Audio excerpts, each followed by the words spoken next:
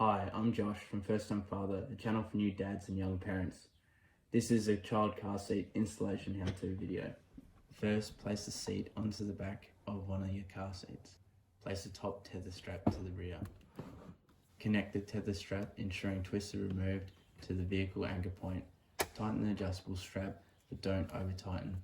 If you're finding this video helpful, please like and subscribe. Fully lengthen the seatbelt and slide it through the holes, ensuring the seatbelt is behind the harness straps.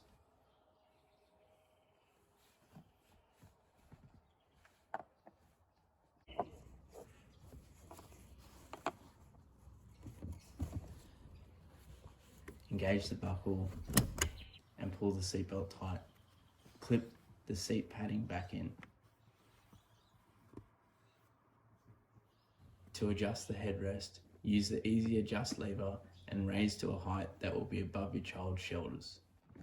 Prepare the harness for your child, grasp both shoulder straps and push the harness adjust button to extend the shoulder straps. Remove slack in the shoulder straps by pulling down on the adjuster strap.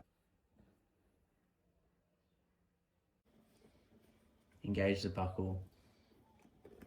If you found this video helpful, please like and subscribe.